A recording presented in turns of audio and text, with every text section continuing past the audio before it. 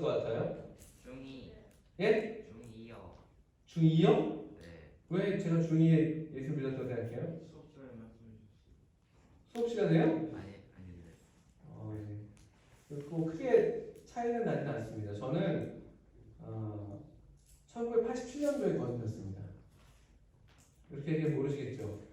1987년도라는 연도가 있었어요. 여러분 잘 모르시겠지만 1987년 우리나라 그 역사에 아주 중요한 해가 됩니다. 그 해에 우리나라 민주화가 드디어 실현되던 1987 그 해에 제 삶에도 이제 큰 변화가 일어나는 것인데요. 저는 1987년도면은 제가 초등학교 5학년 때였습니다. 5학년에서 6학년에 올라가는 겨울방학이었어요. 1987년 1월. 날짜는 잘 기억은 안 나는데 겨울방학이었던 걸 제가 기억을 합니다. 저는 사실은 그 여러분이랑 비슷할 수 있는데 어려서부터 그냥 부모님 따라서 교회를 착실하게 잘 다녔습니다. 제 기억이 맞다면 제가 9살 때 이런 이제 여러분이 지금 다니는 교회 같은 그런 교회에 왔었어요. 그 전에는 지금도 저희 살던 동네에 있는 교회인데 그 전에는 이제 도성교회라는 도봉동에 있습니다. 서울 도봉동에 있는 도성교회라는 장로교회 엄마를 따라 다니다가 저희 어머니가 지금 이제 다니는 교회로 제가 2학년 때 초등학교 2학년 때 이제 옮겨 오셨습니다. 그때 따라왔어요. 그래서 어려서부터 여러분들처럼 그냥 부모님 따라서 별 생각 없이 교회를 잘 다녔습니다. 착실하게 다녔을 것 같아요? 교회에서? 저는 어떤 어린이였을 것 같습니다. 별 관심 없으시겠습니다, 여러분들. 그렇겠습니다만 한번 생각해 보세요. 제가 볼 때 여기 학생들이 많이 있는데 저도 여러분들처럼 누구랑 좀 닮았다고 할 수 있을까? 예람이? 우리랑 굉장히 기분 나빠하는데 갑자기? 저도 예람이처럼 그냥 조용히 부모님 말씀 잘 듣고 어른들께 물론 여러분 다 예의 바르시고 착하신데 그냥 어른들께 인사 잘하고 좀 이렇게 뭐랄까요 소심하고 약간 그런 그렇게 그냥 다니면서 어른들한테 칭찬 드리면서 교회 다녔어요. 아유 이렇게 어린애가 교회 엄마 따라 잘 온다고 부모님 쓰다듬어 주시고 어른들 쓰다듬어 주시고 그렇게 이제 컸어요. 근데 제가 착하게 컸어요. 그래서 부모님들이 이렇게 잘 가르쳐 주셨고 저도 이렇게 좀 겁이 많은 사람이어서 나쁜 짓을 이렇게 어릴 때 많이 못했어요. 착하게 그냥 부모님 말씀 잘 들으면 되겠거니 생각했습니다. 또 게다가 제가 막내예요. 막내고 저희 부모님이 저를 이렇게 낳을 생각이 없었다고 저를 낳으신 경우거든요. 그래서 본능적으로 약간 그걸 타고났던 것 같아요. 내가 살아남아야겠다. 내가 잘못하다가는 내가 혐한 세상 살기 어렵겠다 싶어서 그랬는지 모르겠는데 사랑받는 법을 제가 어릴 때부터 좀 터득했어요. 제가 듣기로는 휘상이 막내 이름이 열매던가요? 열매 막내가? 유희상은 어디 있어요? 안 올라왔어요. 안 올라왔어요? 왜요? 너무 많았어요. 아 그렇습니까? 혼자 그럼 거기 있는 거예요? 외롭게? 아니 또 있어요. 상현이랑 오니까. 난 그래도 여기 오는 게 낫겠다.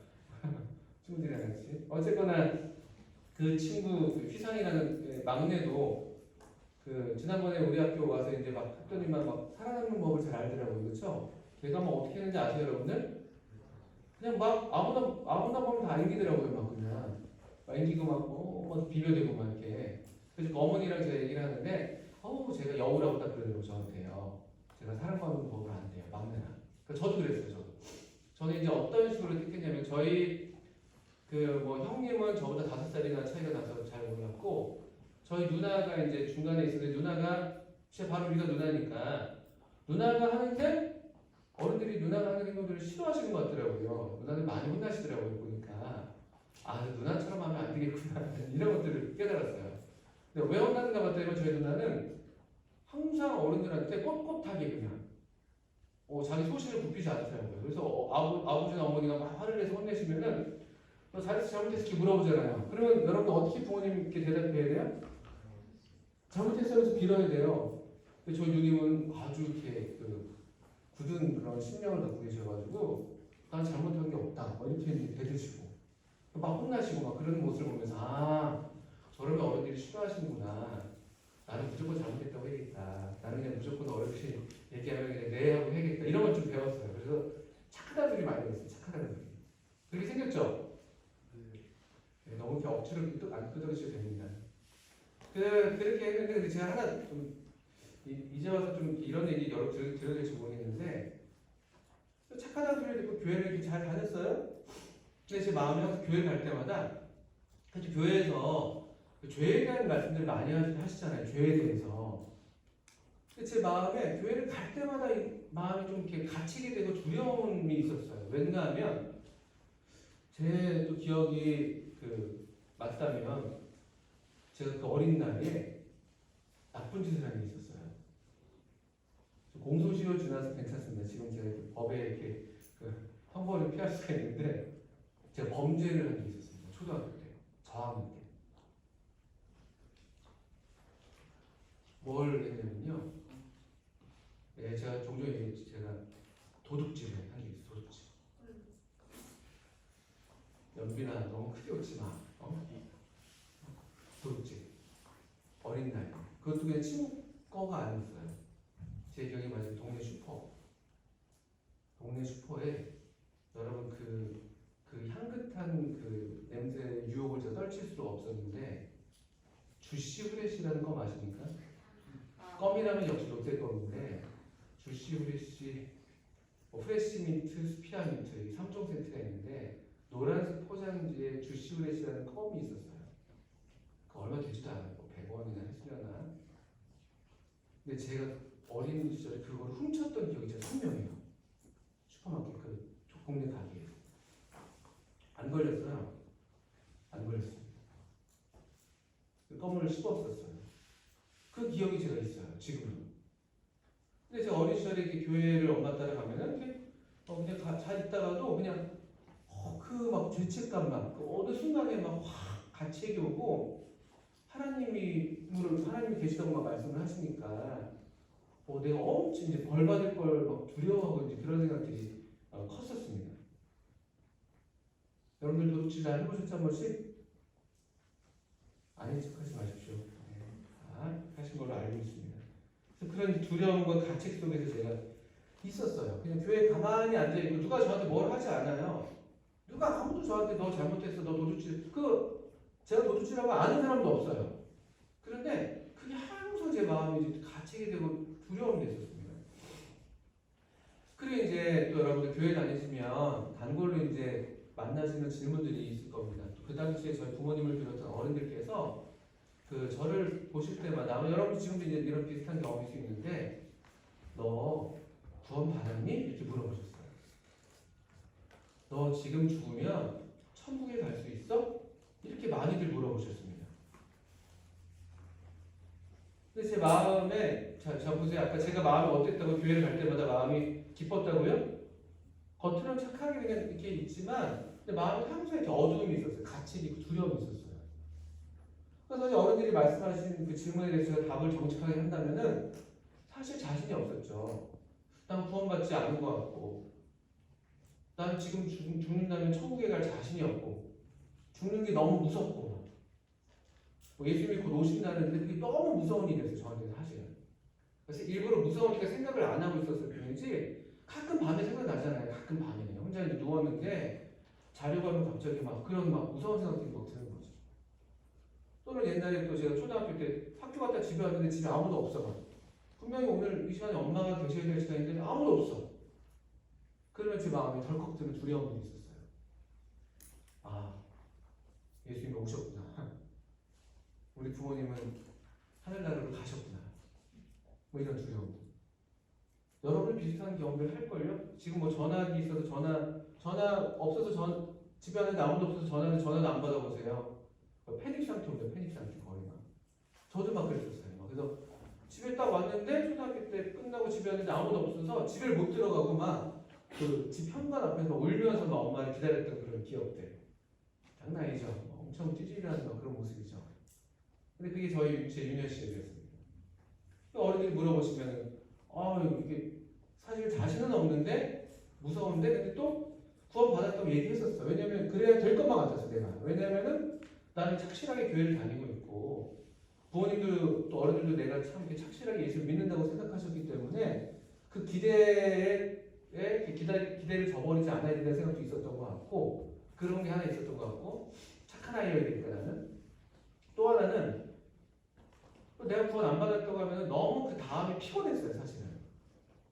지금은 여러분 어떨지 모르겠는데 옛날에는요 이렇게 그런 질문을 하셔요 누가 어른들이 그러면 이제 그래 찬이가 유아가 또 불러요.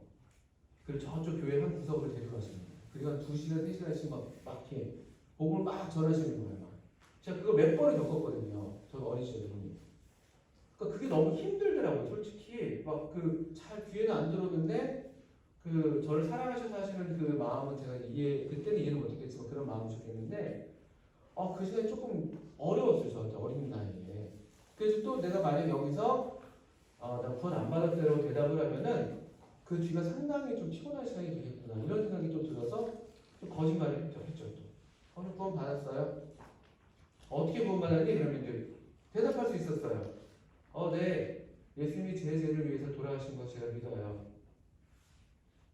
십자가에서 예수님께서 다 제 죄를 이렇게 가져가셨다고 그 말씀을 들어왔으니까 제가 몰랐던 게 아닙니까? 그런 복음의 이야기를 몰랐던 게 아닙니까?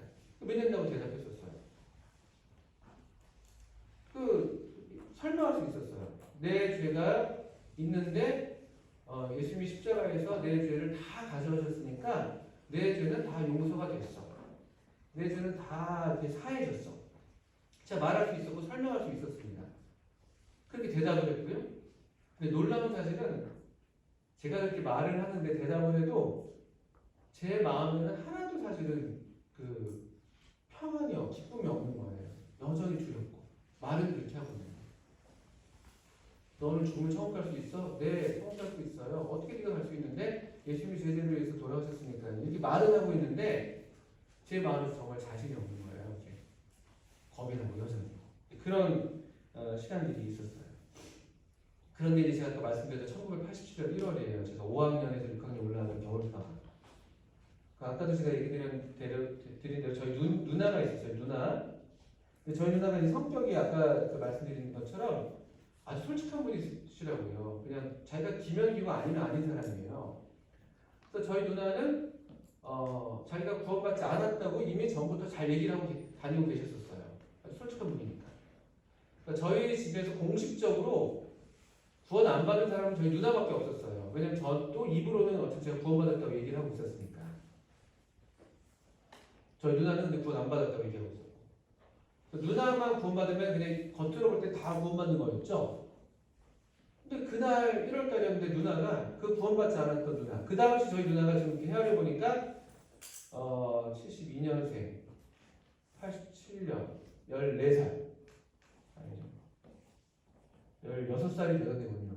어떻게 된 거죠? 87, 172, 15. 그러니까 중2에서 중3 올라오는 나이였는데 지금 누나가 중2에서 중3 올라오는 나이예요. 그러니까 상당히 그 여러분도 비슷한 나이대였던 것 같아요, 누님이. 근데 그날 어느 날인가 교회에서 학생 전도 집회를 했었어요. 이런 집회를 했었겠죠? 근데 저는 주일학교 학생이니까 집에 있었고 누나는 이제 중고등부니까 교회를 갔다 왔어요. 근데 저희 누나가 갔다 오더니 온 그날이었는데 제가 구원받았다는 거예요. 너무 기뻐하더라고요. 막. 우리 누나는 기면 기고 아니면 아니거든요. 거짓말이 아니에요.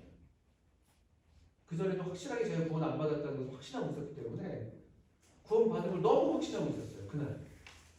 그 식구들이 난리가 날 때도요. 막 우리 부모님이 우리 어머니 피나 더해서 막 환영 기뻐해 주시고 막 너무 막 그 축제가 된 거예요. 막 다들 막 축하하고.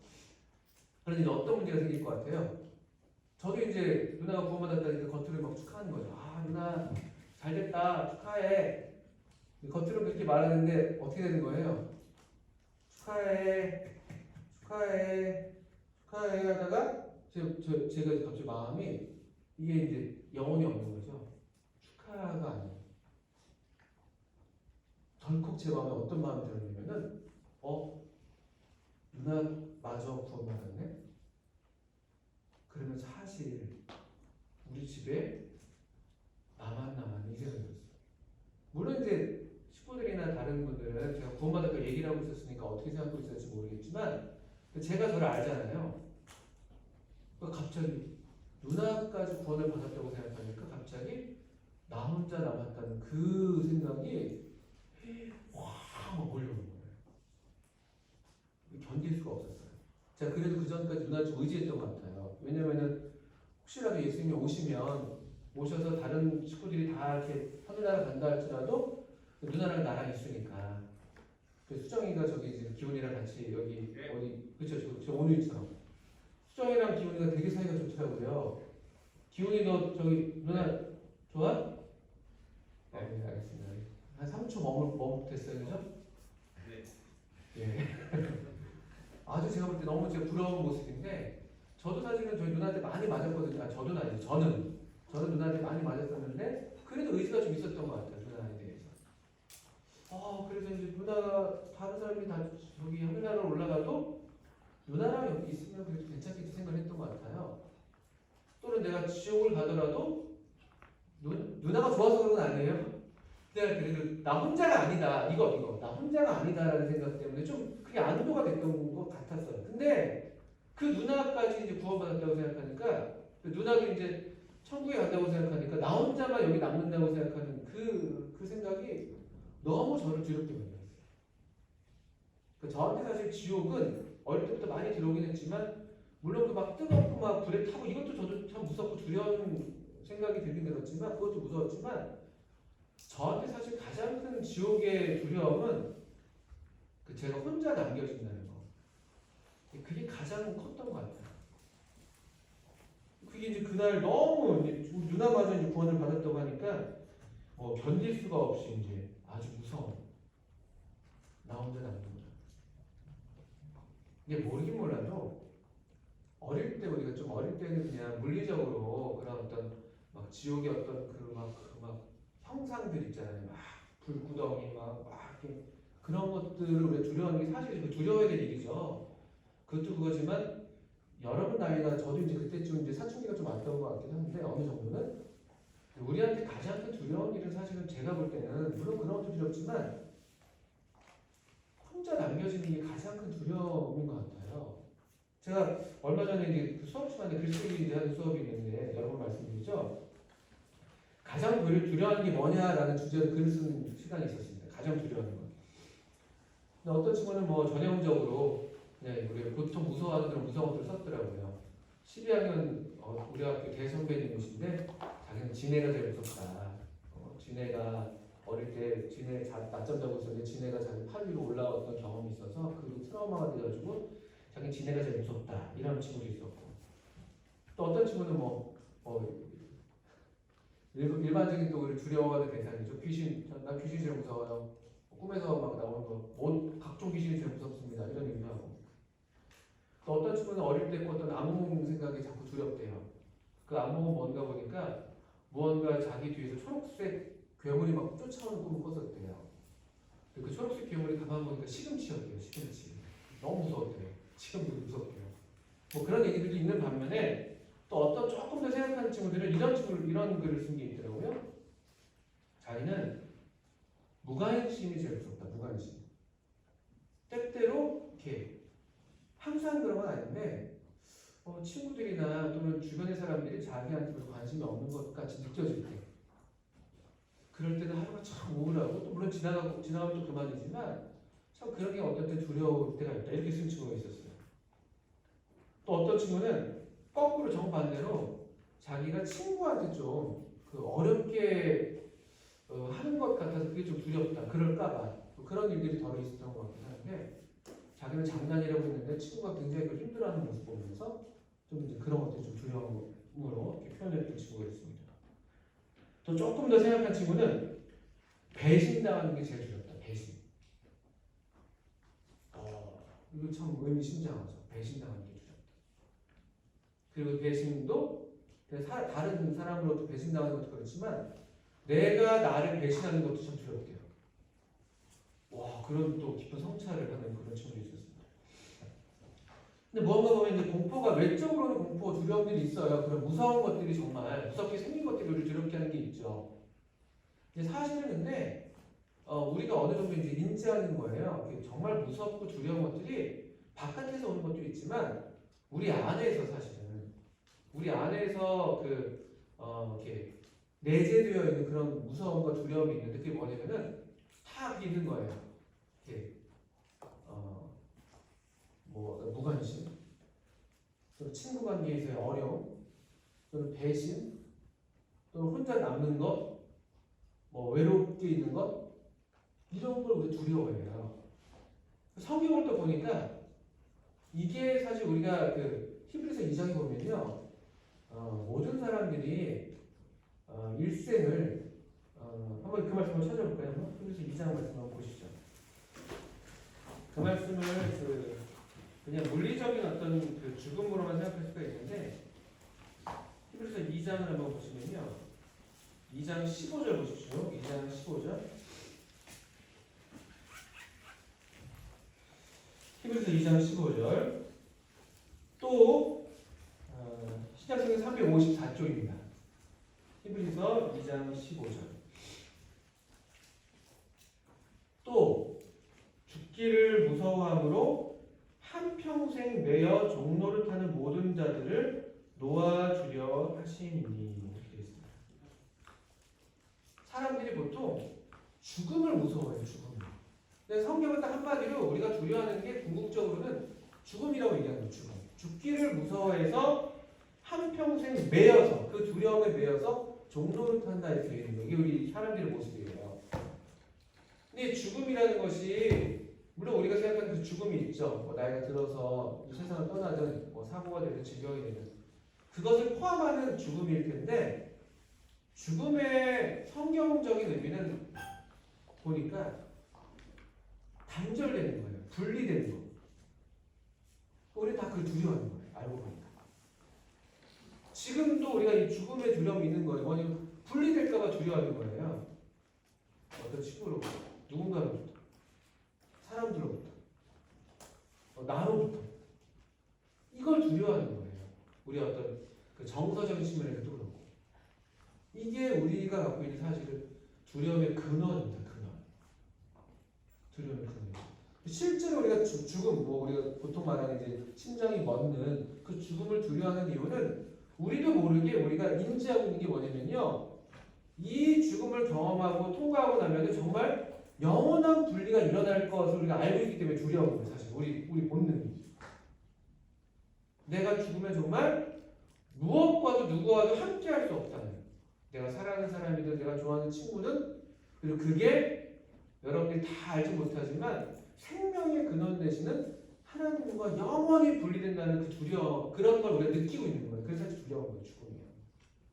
근데 거꾸로 거듭난 사람들이 물론 죽음이 두렵지 않은 건 아니지만 그래도 죽음을 극복할 수 있는 이유는 뭐냐면요, 그 분리에 대한 어떤 단절에 대한 그런 문제가 해결됐기 때문이에요. 잠깐은 이게 좀 고통스러울 수 있지만, 그렇지만 이것을 통과하면 지나고 나면 더 완전한 연합 가운데 내가 들어갈 수 있다는, 이제는 이별이 없는 그런 어떤 새로운 세계에 간다는 그런 소망이 있기 때문에 그걸 이겨내는 거거든요.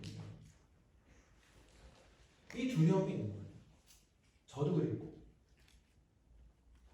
죽음 자체라기보다는 어떤 그 자체라기보다는 그 의미, 단절되는 것, 나 혼자 남는 것. 그게 너무나 두려웠어요. 그냥. 여러분도 그럴걸요? 그런 생각이 들어서 좀 괴롭다가도 얼른 또 떨쳐버리고 그냥 또 오래 살고 그렇게 지금까지 살아왔겠죠. 근데 아마 계속 여러분 혼자 있을 때라든지 여러 친구들 사이에 있더라도 문득문득 그런 생각들이 들 때가 있을걸요. 여러분 가족 이게 다 주님께로 갔는데 나 혼자 여기 남는다면, 또 내 친구들이 여기 함께 지금 어울리고 있는 친구들이 벼랑간 다 주님께로 갔는데 나만 여기 남는다면, 그 두려움 너무나 컸어요. 그리고 놀랍게 제가 그날 그 두려움 때문에 하나님께서 역사하신 건데 성령께서 그런 일을 하시는 거예요. 제 마음에 그런 어떤 그런 마음을 아주 강하게 해주셨어요. 이걸 더 피할 수는 없다.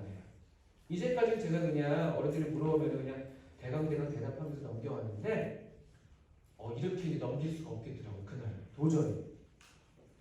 그래서 제가 그날 제 발로 처음으로 저희 어머니께 이 문제를 갖고 나아갔어요. 그때 제가 뭐 집에 있었으니까 밤이었으니까 밤에 잠이 안 와요. 막 너무 무서워서 혼자서 막 뒤척이고 계속 생각이 들고 누워도. 그래서 제가 그날 어머니한테 처음 솔직한 마음을 갖고 나간 거죠. 항상 어머니가 물어보셔서 난 구원받았다고. 아유 귀찮게 하지 말라고. 그렇게 했는데 이걸 제가 이제 감당할 수가 없었죠. 그래서 어머니한테 갔어요. 엄마, 제가 사실은 너무 무서워요. 나 사실 구원받지 않은 것 같아요. 나는 천국에 가지 못할 것 같아요. 이런 솔직한 마음을 제가 털어놨어요. 처음으로. 그래서 저희 어머니가 그날 저한테 잘 얘기해 주셨어요. 출애굽기 12장에 있는 말씀을 펴서 저한테 말씀을 드려주셨습니다. 그 6월절 이야기죠. 그 이집트 왕들을 많이 보셨던 이스라엘 백성들이 애굽에서 나올 때 마지막 재앙, 죽음의 사자가 애굽 전역을 다니는데, 그래서 그 각 집마다 들어가서 처음 난 것들, 사람이든 짐승이든 할 것 없이 처음 난 것들을 다 죽이겠다. 그렇게 해서 내가 애굽의 신들을 심판하겠다. 이런 이제 하나님의 그 엄한 경고가 있었어요. 근데 그 죽음의 사자를 피할 수 있는 한 가지 방법이 있었죠. 이스라엘 백성들한테 그 방법을 알려줬습니다. 흠없는 어린 양을 잡아라. 그리고 그 어린 양을 잡아서 그 피를 문에 좌우 설주와 임방에다가 발라요. 바른 거죠. 우슬초, 우슬초. 문에다 피를 바르는 거였어요. 그러면 그 죽음의 천사가 그 피를 보고 넘어간다. 이렇게 됩니다. 그 집은 넘어간다는 거죠. 그게 6월의 뜻이에요. 6월. 뛰어넘는다는 뜻이에요. 뛰어넘는다. 넘어간다. 죽음의 사자가 이 집에 왔는데 마치 이것처럼요. 여기까지 왔는데 여기 이 칸막이, 뭐 말하자면 그 어린 양의 피를 보고 그게 칸막이가 되는 거예요. 왔다가 이걸 보고 붕 하면서 물러간다는 뜻이에요. 넘어간다는 뜻이에요.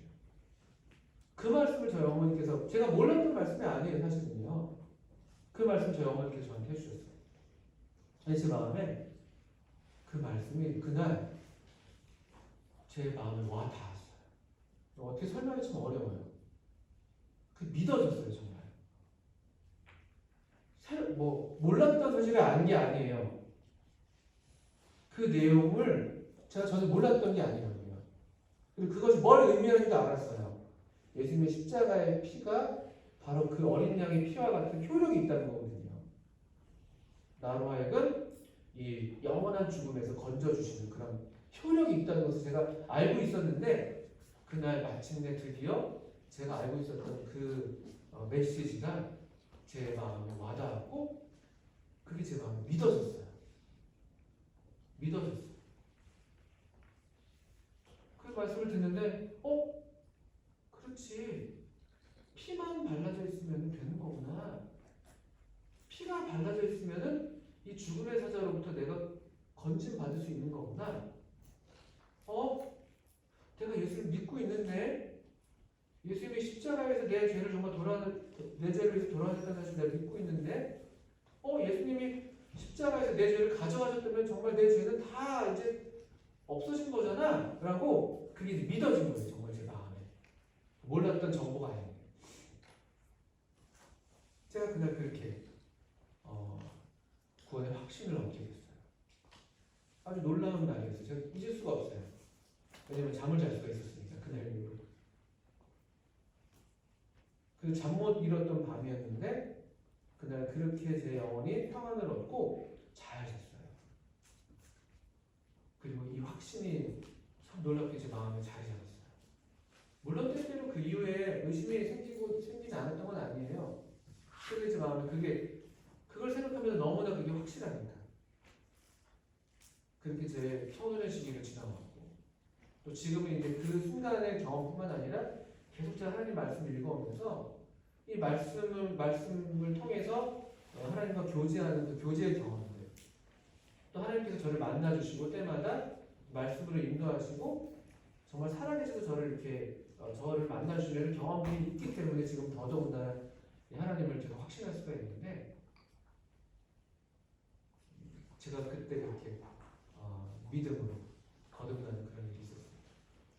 저는 여러분에게 그래서 한 가지 딱 권하고 싶은 게 있다면 아마 많은 친구들이 대부분 어려서부터 교회를 다니면서 이 복음 이야기를 많이 들어왔을 거라고 제가 알고 있어요.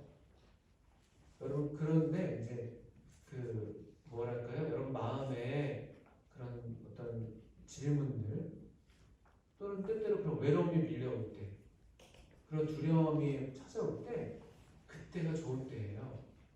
그때 여러분 그런 것들을 뒤로 미루지 마시고 그때는 예수님이 더 여러분 마음 가까이 오셔서 그 문 밖에 서서 두드린다는 말씀이 있는 것처럼 그때는 조금 더 세게 두드리시는 거예요. 이렇게 딱.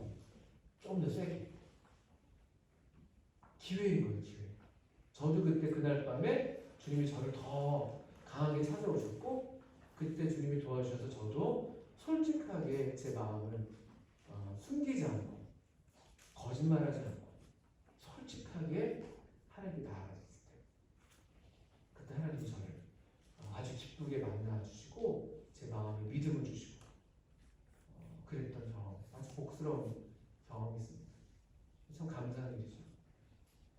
그래서 여러분도 그렇게 주님께서 여러분 찾아오셨다고 느껴지실 때 솔직하게 주님께 나아가시고 또 그래서 여러분들 정말 친구들과 함께 영원히 또 가족들과 함께 영원히 그 여러분만 남겨지는 게 아니라 여러분만 버려지는 게 아니라 정말 함께 이게 함께하는 게 구원이에요. 함께하는 게 영생이거든요. 단절이 없이 분리가 없이 그런 복된 삶을 소망할 수 있게